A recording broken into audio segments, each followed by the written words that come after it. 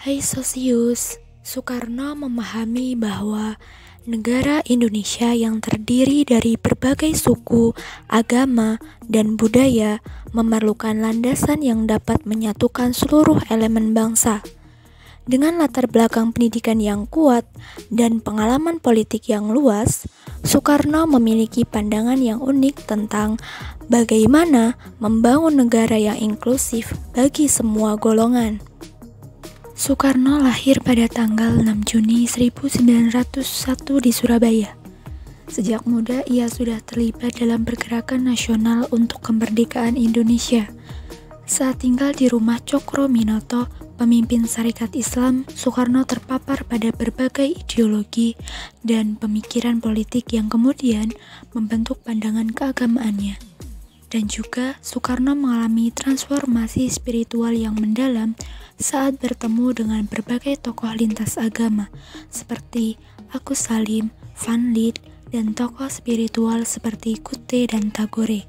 Pengalaman ini membantu Soekarno dalam mengembangkan konsepsinya tentang ketuhanan yang inklusif, di mana ia melihat Tuhan bukan hanya dari sudut pandang satu agama saja. Sejak masa perjuangan kemerdekaan, Soekarno telah mengembangkan konsep negara persaudaraan atau negara kekeluargaan. Konsep ini menekankan pentingnya gotong royong dan kebersamaan sebagai pondasi negara bukan berdasarkan individualisme atau kelas tertentu seperti dalam sistem kapitalisme dan komunisme. Soekarno memainkan peran penting dalam perumusan Pancasila yang kini menjadi dasar negara Indonesia. Pancasila terdiri dari 5 prinsip utama: ketuhanan yang Maha Esa, kemanusiaan yang adil dan beradab, persatuan Indonesia, kerakyatan yang dipimpin oleh hikmat kebijaksanaan dalam permusyawaratan perwakilan, dan keadilan sosial bagi seluruh rakyat Indonesia. Melalui Pancasila, Soekarno berusaha menciptakan landasan yang bisa diterima oleh seluruh lapisan masyarakat, termasuk berbagai agama yang ada di Indonesia. Pancasila sebagai dasar negara Indonesia merupakan wujud dari pemikiran Soekarno yang menggabungkan aspek nasionalisme, demokrasi, dan keagamaan.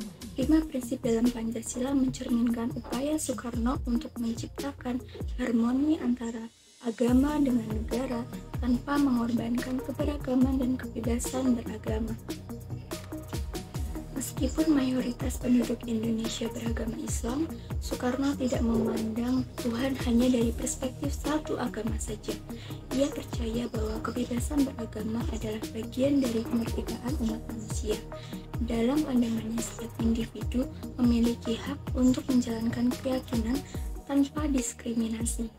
Prinsip Marxisme Soekarno yang mencakup sosionasionalisme dan sosiodemokrasi juga mencerminkan pemahaman religius yang mendalam.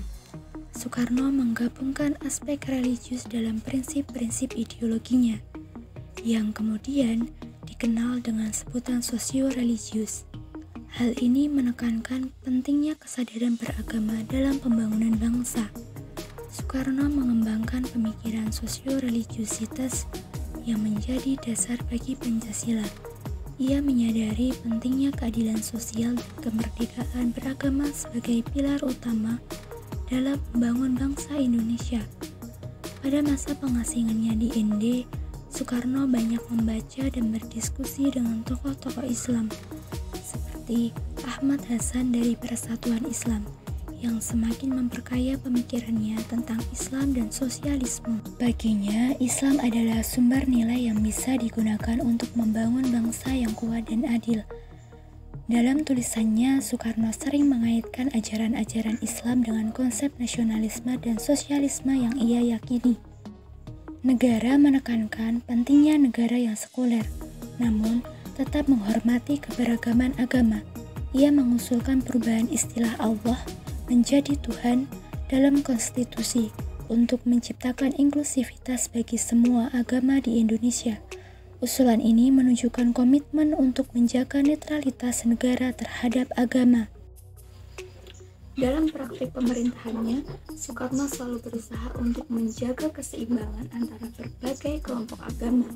Ia sering mengajak tokoh-tokoh agama dalam diskusi dan pengambilan keputusan penting, menunjukkan bahwa negara menghargai kontribusi dari semua pihak tanpa memandang latar belakang agama. Pemikiran Soekarno tentang Islam dan sosialisme sangat mempengaruhi kebijakan-kebijakan yang diambil selama ia menjabat sebagai presiden.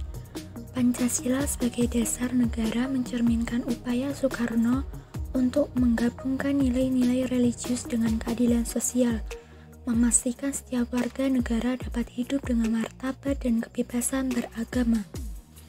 Itulah bagaimana Soekarno menjaga keseimbangan antara negara sekuler dan keberagaman agama. Lalu, apakah hari ini konsep pandangan Soekarno ini masih berjalan dengan baik di dalam implementasi kehidupan negara Indonesia? Yuk komen di bawah, jangan lupa like dan subscribe untuk konten menarik lainnya. Sampai jumpa di video berikutnya.